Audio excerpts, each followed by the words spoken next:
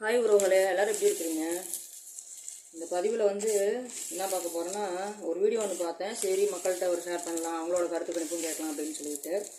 நான் நினைக்கிற மாதிரி யார் யார் நினைக்கிறீங்க அப்படிங்கிறது கண்டிப்பாக கமெண்ட்டில் சொல்லுங்கள். இந்த சீமான் அண்ணாவை பற்றி ஒரு வீடியோ ஒன்று பார்த்தேன்.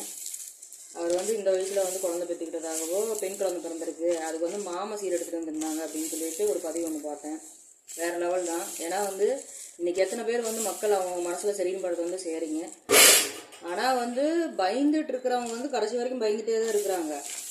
அவங்க நிம்மதி சந்தோஷம் எதுவுமே அவங்க மனசில் இருக்காது. ஏன்னா அவங்க மக்களுக்காக வாழ்கிறாங்க. அதனால் அவங்க மனசில் நிம்மதி சந்தோஷம் இது இதெல்லாம் எல்லாமே இருக்காது. ஏன்னா அதை தான் தொலைச்சிடுறாங்களே.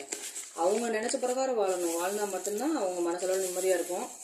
நோய் நொடி இல்லாமல் இருப்பாங்க. எல்லா நலத்தோடையும் வளத்தோடையும் இருப்பாங்க. நான் பல பேர்த்த பல விஷயத்தில் பார்த்துட்டேன்.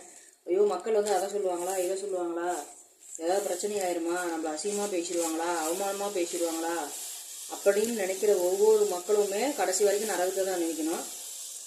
இவர் பார்த்தீங்க அப்படின்னா தான் மனசில் என்ன சரிபட்டுச்சோ. ஏன்னா இவரை நான் அந்த அளவுக்குலாம் யோசிக்கவே மாட்டேன். இவர் நல்லா பேசுவார். என்னை பொறுத்த வரைக்கும் மேடை பேச்சாளர். ஆனால் இந்த அளவுக்குலாம் போய் இன்வால்வ் பார்க்க மாட்டேன். ஆனால் இந்த விஷயம் எனக்கு கொஞ்சம் பிடிச்சிருந்தது. எப்படி பிடிச்சிருந்துன்னா, இன்னைக்கு அவருக்கு ஒரு விஷயம் தேவை அப்படிங்கிறத இறங்கி பண்ணியிருக்காருல, அது பெரிய விஷயம்தான். ஏன்னா யாருக்கும் பயப்படாமல், என்னடா நமக்கு இவ்வளோ வயசாயிருச்சு, மக்கள் எதாவது சொல்லுவாங்களா, தேவையில்லாமல் நமக்கு அனாவசியமாக பேசுவாங்களா அப்படிங்கிறதெல்லாம் அவர் யோசிக்காமல் தான் மனசுக்கு என்ன சரின்னு போட்டுச்சோ அவரை செஞ்சு காமிச்சிட்டாரு. ஏன்னா இன்னைக்கு எல்லாத்துக்குமே பார்த்தீங்கன்னா, ஒரு ஆண்களை பொறுத்த வரைக்கும் பெண் பிள்ளைகள் தான் அவங்களுக்கு உயிர்.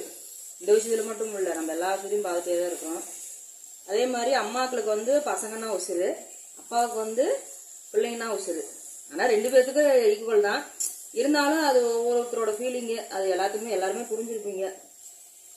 ஆனால் மக்களே அவங்கவுங்களுக்காக வாழுங்க. ஏன்னா அடுத்தவங்க அதையே சொல்லுவாங்கன்னு நினச்சிங்கன்னு வச்சுங்களேன், நமக்கு ஒரு வகையான மன அழுத்தம் வந்துடும். இது நம்ம நிறைய விஷயத்தில் பார்த்துட்டு தான் இருக்கோம். சொல்கிறாங்கிறா நமக்கு ஒரு ரூபா செய்ய போகிறாங்களா.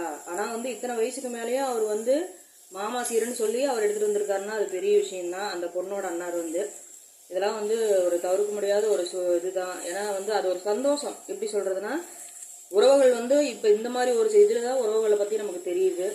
அவ்வளோ சீர்வரிசை செஞ்சு அதுக்குண்டான மரியாதையில் கொடுத்துருக்காரு. பெரிய விஷயம், வேறு லெவல். அதாவது நெஞ்சில் மனசில் நினைக்கிறது அது செஞ்சு காமிக்கிறது இதெல்லாம் வேறு லெவல் தான். நான் நினைக்கிற மாதிரி யார் யார் நினைக்கிறீங்கன்னு கண்டிப்பாக கம்மாவில் சொல்லுங்கள். ஆனால் மக்களை பற்றி கவலைப்படாதவங்க மட்டும்தான் மக்களை பார்த்தா இன்றைக்கி நல்லா வசதி வாய்ப்பாக பணக்காரங்களாக இருக்கிறாங்க. அதை யாரும் மறந்துடாதீங்க. யாருக்காகவும் வாழாதீங்க. நீங்கள் அவங்கவுங்களுக்காக வாழுங்க. அப்போ மட்டும்தான் நம்ம நிம்மதியாக இருக்க முடியும். நமக்கு ஆயுள் சட்டை கிடைக்கும். நம்ம எல்லா நாளையும் வளனையும் பெற முடியும். நான் நினைக்கிற மாதிரி யார்